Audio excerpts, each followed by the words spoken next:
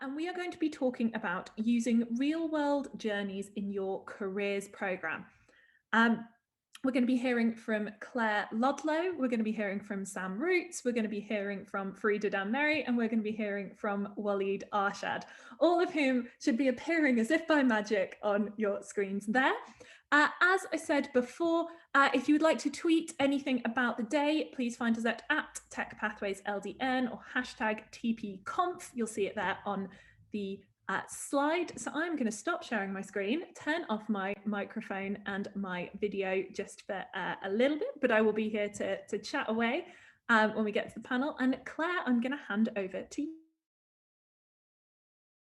Great, thanks Caitlin, thanks for the introduction, and great to join you all this morning. I work for something called the London Enterprise Advisor Network, and it has its own acronym, beautifully called the LEAN. And the LEAN, the clue isn't quite in the name, but the LEAN was set up a few years ago, funded by the Department of Education, the Careers Enterprise Company and the GLA, to look at careers education. We're part of a national programme, and the reason, so education itself has been on the up in this country, but careers education was going down, and it wasn't sticking at the same standards as sort of the general education, and so all sorts of money and ideas and thoughts were thrown into it. But the predominant one, and why I'm here today, is that there wasn't enough employers getting into schools to tell the young people about the workplace. And so this is what the London Enterprise Advisor Network does. It brings employers and schools together so that young people can hear from real life workers what is happening in work, what jobs are there. And I guess there's three things they need to understand. Understand, what do people do? There was a wonderful book when I was growing up, I think it's really old and I'm not as old as the book, by Richard Scarry, called What Do People Do All Day, which I loved, and look what I'm doing. And that was sort of very, but well, totally out of date now. But it was, so this is why we need, particularly in the digital and tech world, what do people do in their jobs? What do they sit and do on the computer? How do they operate? What does it mean? Is it kind of skills that I would like to use? What different roles are there? So particularly again in digital and tech, it's a foreign world for many of us. You know, there's a lot of new roles created and identified that we didn't necessarily, and a lot of teachers don't necessarily have access to or a knowledge about. And then the third final part is, how do you get those roles? Because you might see role models, you might see people doing this, but what do you have to do to get them? And getting employers and real life workers into schools unlocks these secrets. So it's not just who you know that you can get you into that industry, but you can hear for yourself and understand and break the myths of what type of people work and who gets those jobs and why they get those jobs. So I'm absolutely delighted today to be welcoming your three next speakers who are going to tell us their journeys, unlock these secrets, and in the mystical world of digital and tech, which I have to confess I'm one of those who don't really understand all the jobs out there. And just to hear what they do, and then to understand how, as educators in schools, how we can take that back into the classroom so that all young people, no matter who they are, no matter what their background is, no matter what they think their skills are, they too can understand how they can access jobs in the digital and tech world. So I'm going to hand back to Caitlin, who's going to introduce the speakers. Thanks. Brilliant, thanks Claire. So we'll go around one by one with our fabulous panel of industry experts. And I'm just going to ask you to introduce yourselves, tell us what it is that you do, and give us a sort of potted history of how you ended up where you are now. And everyone's looking at me slightly terrified, like they don't want to be the first person. So I'm going to pick on someone, and I'm going to pick on Sam because you're top of my screen. Yes, the hand of fate. So hello everybody. I'm on the bill as a freelance innovation consultant, and I'm still trying to work out exactly what that is.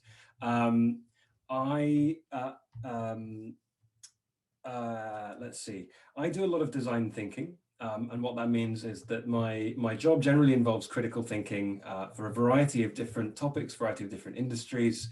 I've been doing this for about 3 years since I did a master's in design and engineering. And basically my strength, I guess, is in being a bit of a hybrid. I'm what you might call a specialist generalist.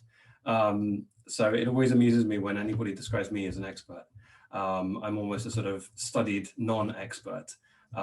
If I have any expertise at all, it's in things like critical thinking, storytelling, and I don't know, quite as a sort of a general smudge of, well, it's easier to describe exactly what I do when I'm actually reflecting with someone else. If I have a specific person to talk to, then I can say, okay, what do you do? Okay, well, what I do is different in this way. How did I get there? I actually, my first degree was nothing to do with tech. It was materials science. So learning all about steel and semiconductors and plastics and things. I actually started down an academic path and then realized that I preferred learning about science to doing science. So I quit my PhD, went and worked in the professional world for a bit, and then actually realized that I really enjoyed developing new ideas and sort of sounding out new models for doing new things, changing the world, essentially saving the world, if you will. And I went and did a master's, basically the closest thing I could find that was for that, which actually there's a strong crossover between that kind of work and basically the kind of the first steps in entrepreneurship and starting a company. It's a lot to do with, okay, so here's an idea, how do you build momentum with that idea, and how do you then implement that into a system of people? And that's more or less what I do. Thanks, Sam. We're going to be unpicking some of those things. I think Sam's staring himself down, saying he's not an expert in many things. I think you are an expert in lots of things, and I'm sure we will pick some of them up as this conversation goes on. Waleed, you're next on my list on my screen, so let's come to you. Oh boy. Hey folks, I'm Waleed and I'm a product manager. What a product manager does, if you don't know, the primary responsibility is to listen. We are paid to listen and understand and process information from customers, the market, analysts about technology and the domain that we work in, and try to make good decisions off that. We basically want to understand why people are doing something and how we can help them best achieve it, understanding the pain that they're in, the problems that they have, and see if we can help. That's fundamentally what we do. We're here to try to unblock stuff. We work with development teams to understand what the best solution might be and how to best go about it and prioritize things effectively. We do make some pretty difficult positions, but that's kind of why we love what we do. You can't be in the job unless you love putting yourself in the firing line a little bit as well. But it's really good fun, and I wouldn't trade it for the world. How did I get into it? So I did chemistry at university. I did not do comp sci or anything like that. And then I did a master's, which wasn't even technical either. It was science communication, because I like talking, kind of why I'm here as well. I like communicating, I like writing. And from there, I thought, let's make a living out of this. And I was lucky enough to get a job in technical writing. And from there, I thought, right, I want to lead a bit more. And I did a lot of self-education and forced my way into the product management stream. And here I am today. I think that's so interesting when we think about the conversation we were having in the previous session as well about the importance of language when we're talking about tech, that actually science communication is such a skill. And I think we'll be picking up on that again as well, Waleed. So have some thoughts ready in your brain on that one. Farida, over to you. Hello everyone, my name is Frida Dan-Mary. I'm the founder and CEO of Learning Connected. We're a platform that supports educators and students to really have impactful learning experiences. So my background is quite diverse. I started off as a biologist, and I really thought that I was going to stay in research for life. I went to do some conservation work at the Royal Botanical Gardens, and we're focusing on the IUCN list. And I found it incredibly interesting. But at the same time, there was always a feeling inside that I wanted to explore working for an NGO. So I found a position working for an NGO that specialised in human rights, and it really ignited my interest in youth justice. And I decided to take the plunge and take an MSc in criminal justice policy. And I ended up doing some research looking at how holistic learning can really prevent young people from escalating throughout the youth justice system. And it really made me think about education in a completely new way. And I retrained to become a teacher. I never, ever, ever in my life thought I would become a teacher. I did, and I loved the experience. I was on the GDP program in Woolwich for 3 years. And I decided to go abroad and to teach in Kazakhstan, of all places, to train teachers and to deliver biology. It was a fantastic experience. We were really creative, and we were exploring different ways in which we could use technology to enhance learning experiences. And I just wanted to take it further. I thought, well, I love science, I love teaching. I really want to explore the edtech route. So I did a project for an edtech based in Amsterdam called Feedback Fruits. And it was actually developed by students who were at university, and they felt a bit frustrated because they'd get assignments back, they get levels, and they just think, okay, so how do I get to the next level? How can I make this even better? So they actually created a product and shared it with their lecturers and said, can we think about using this? So it was a tool that encouraged collaboration and feedback. And they all really realized that it helped them to understand, okay, this is the process of learning, and this is how I can really develop the quality of my essays and presentations. And it was a fantastic experience. It made me realize that I really wanted to pursue a career in this field. So again, I dabbled a little bit more in international teaching in Prague, and I came across a position at PyTalk, which is based in London. And it was fantastic. We're developing constructionist-based materials for students to use, Python and Scratch-based, to really deepen learning experiences, focusing on physical computing. And again, like everyone else, I don't have a degree in computer sciences. Thanks so much, Frida. And I guess that's possibly a good place for us to start, thinking about the fact that we have a collection of people here who all work in tech, and I include myself in that. You can see in my background that I've got some robots, as all self-respecting tech people will have in their backgrounds on Zoom calls. But I also don't have a degree in computer science. And I think if we're myth busting in terms of education and routes into tech, I think that's a really good place to start. And thinking about as well the conversation that we were having in the previous session about things like GCSE computing. We know that GCSE computer science, the gender balance is not great, and there is, I think, this sense that there is a path with tech in some people's heads, in the same way that you'd think of there being a path to medicine or a path to law, maybe, that if you don't do computer science at each individual stage, that maybe that door is closed. And obviously with this group of people here, we're seeing that it's not. I'm going to come to you, Waleed, first on this, and then Frida and Sam, please feel free to jump in. You mentioned, Waleed, that you had done quite a lot of self-study in terms of moving yourself into that tech sector. Can you tell us a little bit more about how you did that, how you accessed that self-study, and what that entailed? Yeah, sure. So when it came to, it was literally go online and think about things that you don't know about. Like, so I started off by challenging myself of like, what's a computer?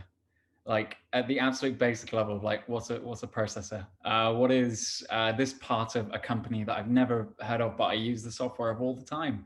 Like, how is an application made? Like researching all of these things, just literally for free. There are like thousands of materials on like YouTube and Google and everything, and you go down a rabbit hole, and it literally is that. And that was doubly more so for trying to get into product management within tech. So I started off by like looking at tech on a whole, like researching the companies that obviously that I was applying to, but also the tech that they did. It was literally just lots and lots of research there. But it was really interesting looking at the more subjective things like, for example, how to be a product manager. What is a product manager? What is product management? Those things are not like, there's no black and white for a lot of those things. And it was really, really interesting just seeing the spectrum of results that you got. And I think that that's really important when it comes to tech, that even though, and it kind of follows the same pattern that we've all followed, which is there's no one way into technology. There's no one way into learning about it either. There absolutely isn't. There's so many different facets about technology, and the beauty of technology is that it's constantly evolving. So what I learned maybe 8 years ago about technology has evolved within half a year of me getting into technology.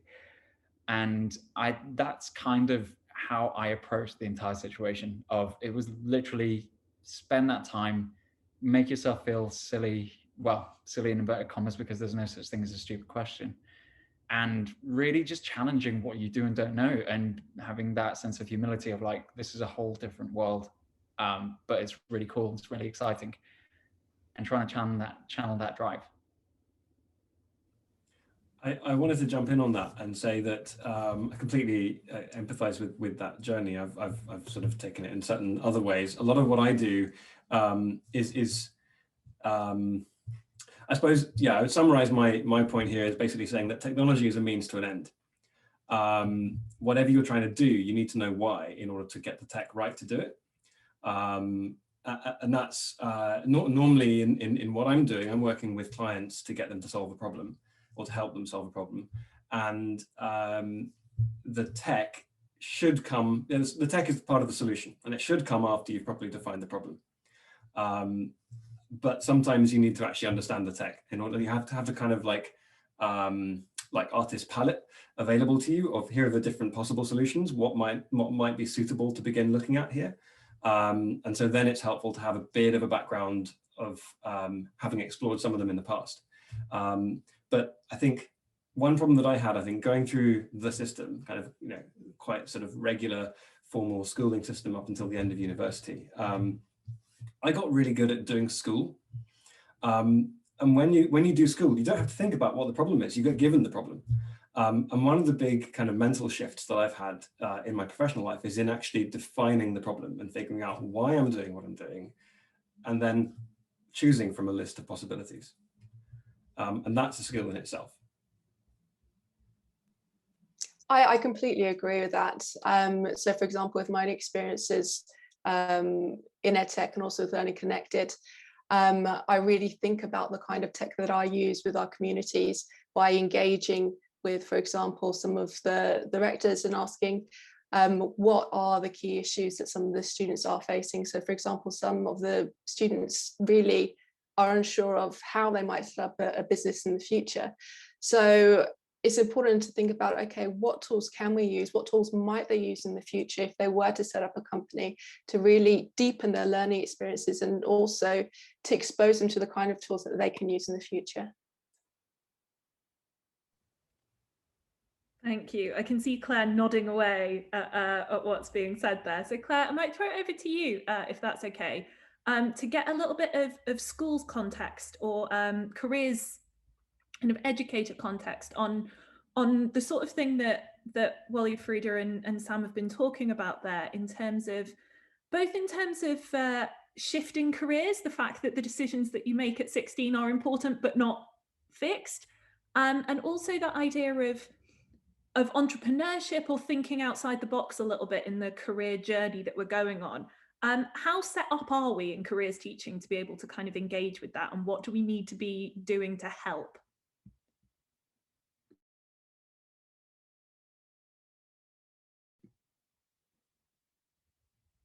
On mute.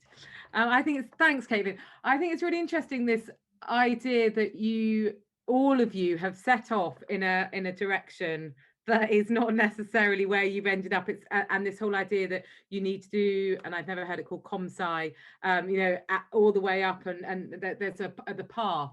And I think we talk so much about sectors in careers education. So we talk about, do you want to go into law? Do you want to go into accountancy? Do you want to go into medicine? Do you want to go into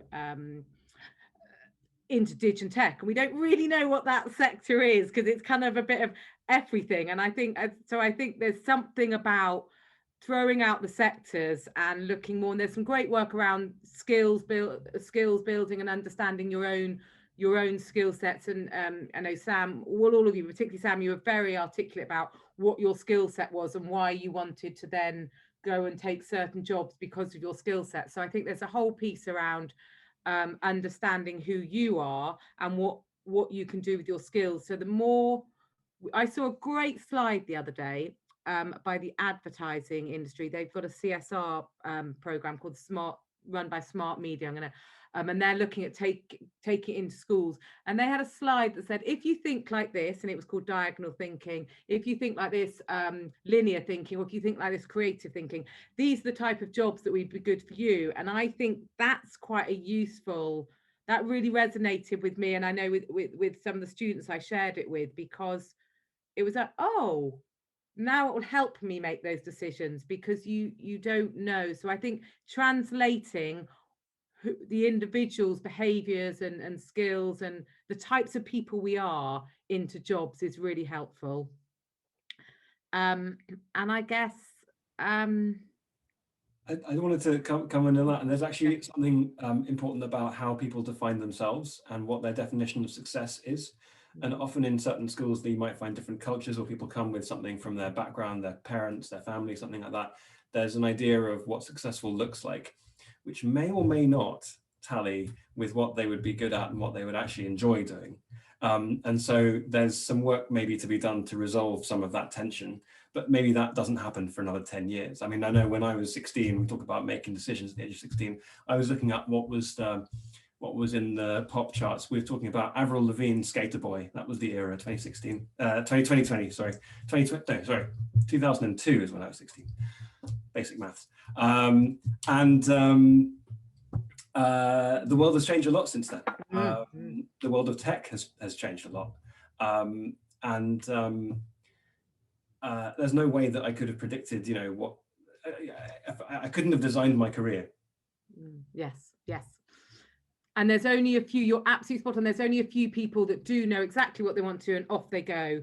And they're generally your lawyers, your doctors, the clear, and then there's a whole host of the rest of us that are all bumbling around. Even the lawyers and doctors are going to have a bit of a challenge in the next 10 years, because those two sectors, part of the reason you could do that in those sectors is because those sectors change very slowly.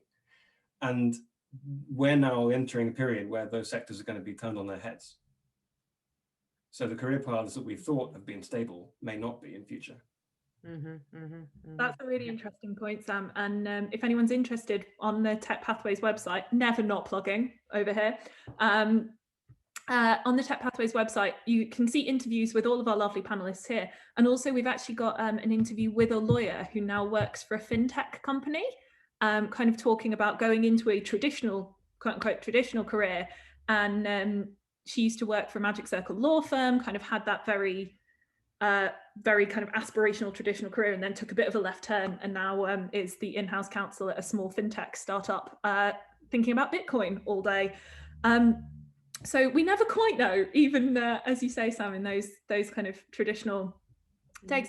And I'm interested as to chat to Farida on this one, with your education background as well, because I think, Sam, the point you made there about what I think in previous conversations we've had before, you've called inherited definitions of success, which is a term I now use a lot, which is sort of sits with me because we see this a lot with tech, and the fact that tech roles are often very new roles. And this is part of TechPathways and what we've been trying to kind of jargon bust some of these job titles, what, as Waleed said, what is a product manager? What does that person do? What would your day-to-day look like if you had that job?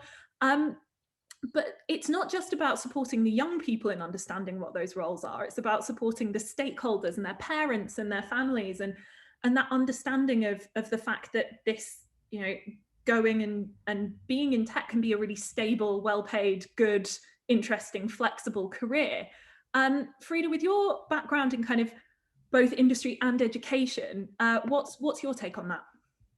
I completely agree that we need to expose young people to a variety of careers. I remember when I was at school, I don't know whether they've stopped doing this. Does the Morrisby test still exist?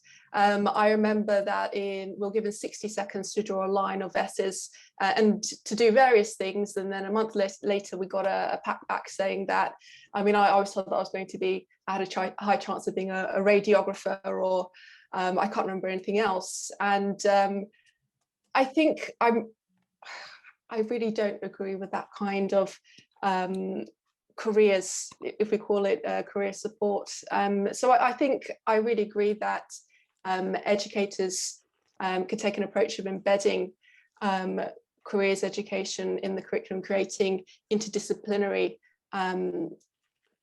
learning experiences. For example, you can introduce real life world problems that relate to different positions, so students really understand what a particular career might involve.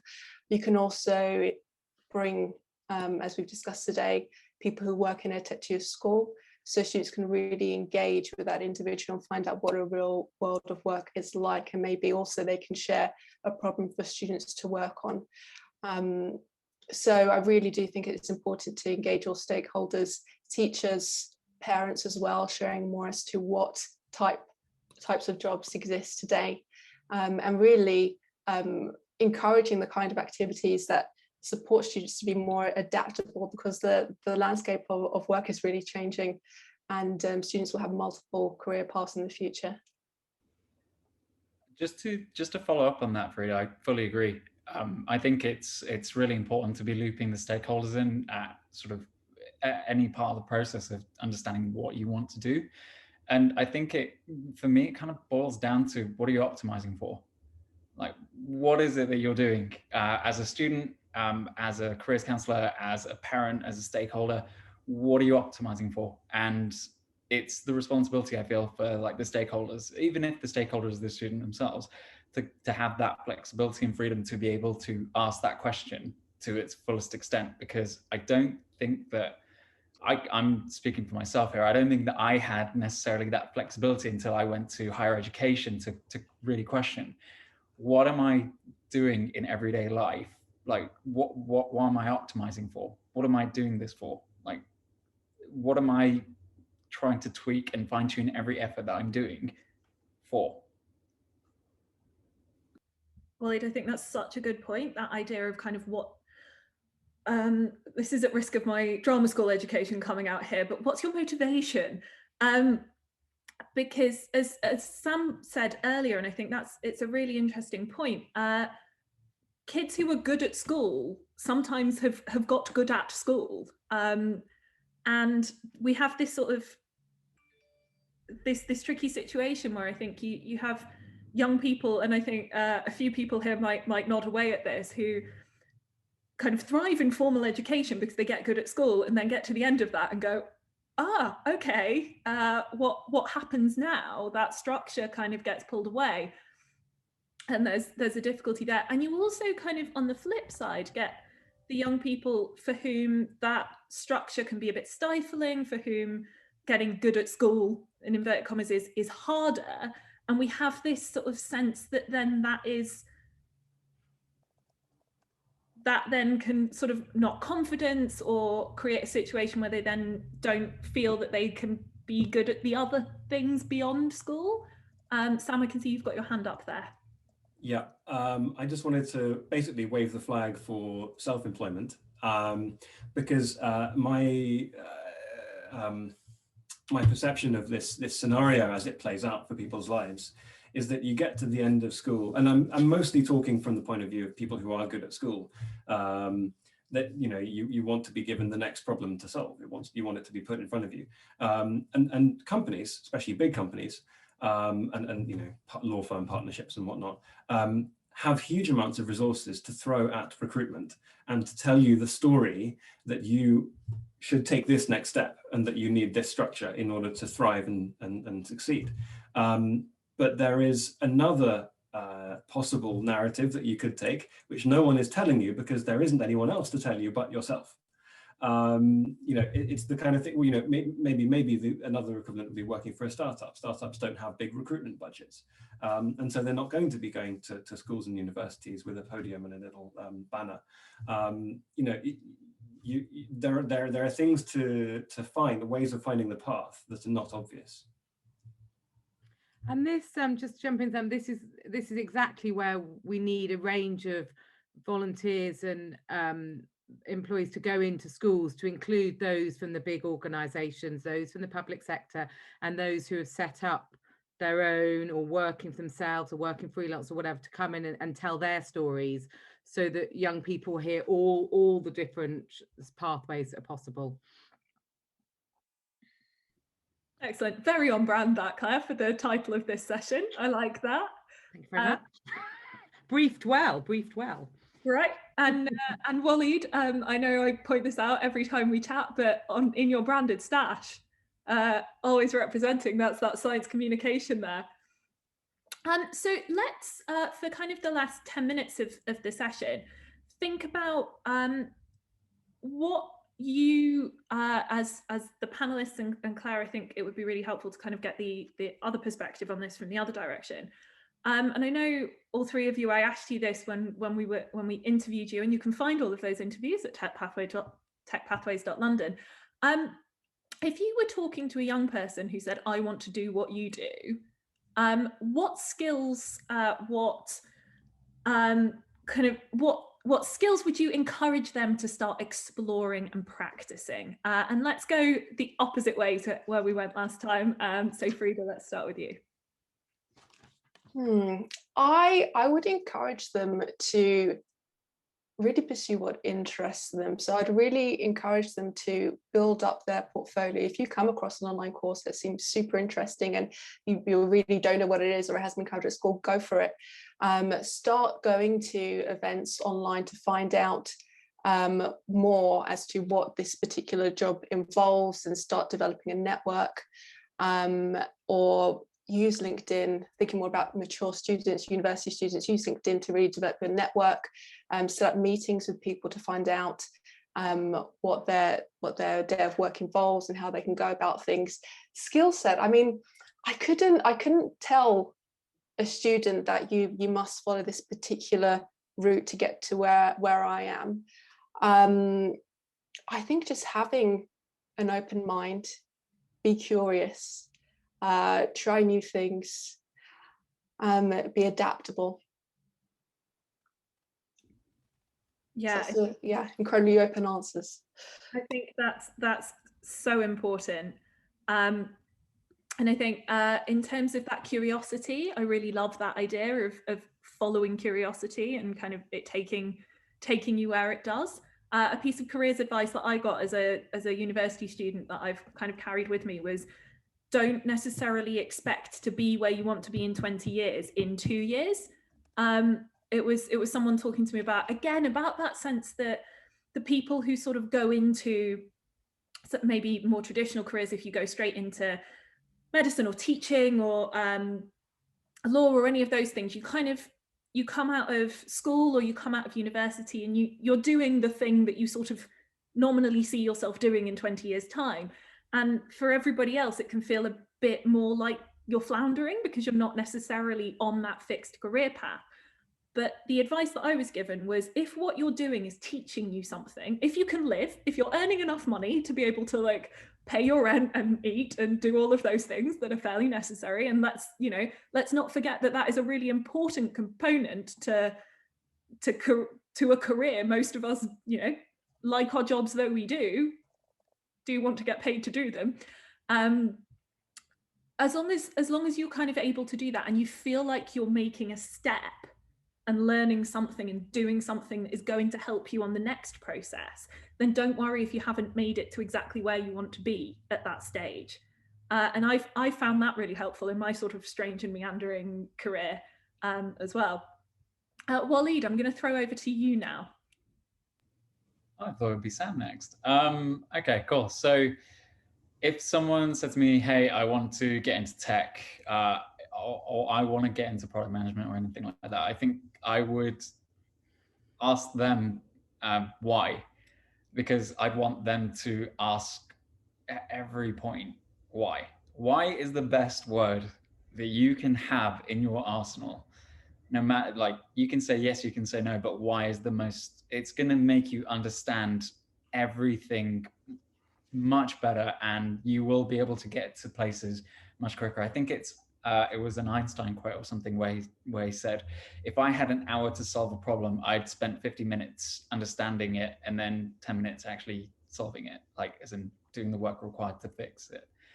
And that is tech for me. That is tech for me. It's understanding what the problem is. Too many people rush to a solution, and that's the same with something like a career, right? Too many people rush to the solution of like, yes, I must go to this thing. No, understand the problem. Understand why you want to do something, what it is that you want to solve in yourself. I'm seeing lots of sage nodding there. I think that's resonated.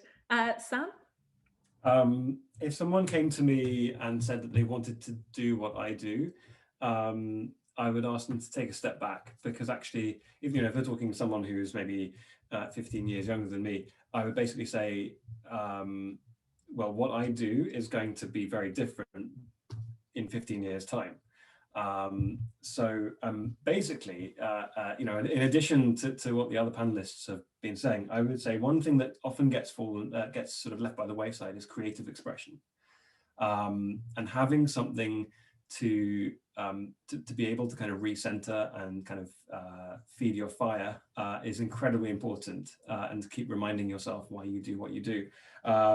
So there's something also in there about being able to attain a sort of, not even a, certainly not a world-leading level of technical ability in anything, but just being able to have a technical understanding of something, whether it be painting or dancing or singing, I don't know, or acting or something like that, and being able to have other sources of joy, then that becomes an incredibly valuable thing, and then that can then talk to your sort of more professional work, and it builds your kind of character and your direction and your sense of momentum in your own direction. I love that. Alternative sources of joy, I think, is so important, especially I feel like now there is this sense that people should be finding everything in their work. They should be finding financial security and stability and all of their contentment, and changing the world, and doing all of these things within the scope of their job. And actually, our jobs are hugely important. We spend a lot of our time doing them, but they are not the sum total of who we are. And finding those other things that make us tick makes us better at the jobs that we do. My personal example, my postgrad is in theatre and clown specifically. And I don't have my red nose with me. Normally I have it in the drawer next to my desk so I can rock it out. I think clown has been the best training for teaching that I could ever have had. And who knew? But it's these sort of, you find your skills and you find those things that make you tick through all those different sources. I'm now going to throw over to Claire, who has a pen in her mouth, so I'll give her. Yeah. That's all right. Claire, I know you wanted to signpost people towards how they can get involved with the GLA careers. So I'm going to pass to you to talk about that. Thanks, Caitlin. Do you know, it made me think when you said I've written it down, that's why the pen's in my mouth. Alternative source of joy. I think that is a wonderful expression. And I used to run employment programs before careers, and we used to talk to people about when you choose the jobs and what your work you talked about work motivations. What's your why do you want to work? And it might just be for money, or it might be to change the world, it might be for your whole pack. But people have different reasons for wanting to work and different aspirations. And then we used to talk about, so why do you want to work? And then talk about breaking jobs up into, they're made up, job titles made up of skills and what we call fields of fascination. So you can be really into computers and into animals and find a job using both of those areas. And I think that's one of the it's a great way for young people to be able to think about jobs, break it down to your skills and your interests and why you want to work. So thank you. It's great hearing. I'm fascinated how people get to the jobs they are and the jobs that are out there. Every day it blows my mind. So I just want to say to everybody, you know, all this information we talked today, we want to get it into, well, thanks, I've really enjoyed listening to it, but into schools. So if you want to, if you're working in a school and you don't feel that you're getting enough of the world of work into your school, whether you're London or nationwide, there is some help for you. And if you Google the Careers Enterprise Company, you can join your local network wherever you are. In England, it's not Wales or Scotland. Sorry. And if you're in London, it's Aline. And if you're in a school, there's help out for you. If you want to, if you're in the world of work and you have felt fired up and you want to share your story and you want to get involved in schools, then there's schools crying out for you, particularly around digital and tech. I had a career leader say to me the other day, I don't understand it. I said, it's fine. No, not many of us do, but there's loads of you out there that do, particularly on this call. So we'd love you to get involved. So I'm going to put, Caitlin's put brilliant, the Careers Enterprise Company. On that, you can join if you're a school. There's a how to get involved in your school. And there's also how to get involved as your business volunteer. And you can do 1 hour a year, or you can get involved with one particular school. So do get involved and share your stories. Thank you. Thank you so much. I would also like to obviously plug the TechPathways resources for this. On the blog on techpathways.london, which is our website, we have a series of careers interviews that feature Sam, Frida and Waleed, amongst numerous others, where we've basically had a shorter form version of the conversation that we've had today about how people have ended up in the careers they do, what their job titles are, and what their day-to-days actually look like. Those are all free to access, the videos, or they're either text-based or videos that are around 10 minutes. And the idea is that they're designed for educators to be able to use if a young person comes to them and says, I want to be a product manager. And there's something in your head that goes, I have no idea what that is. This can be a good first place for you to go, have a look and go, oh, brilliant, well, he'd solved that problem for me. He's explained what a product manager is. I can watch this and understand it.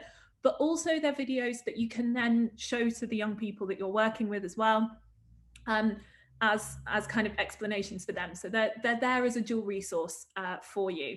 And as we mentioned in the previous session as well, we've got some online courses and briefs and things that are helpful there. And Sam, I'm going to do a little plug for your online course. Sam put together a course on design thinking for TechPathways, which is up there in the online courses section, which I highly recommend, and has some really a brilliant breakdown of what design thinking is and what it isn't, crucially, and also some really good practical examples of how you can use it in your teaching and how you can use it in the classroom. So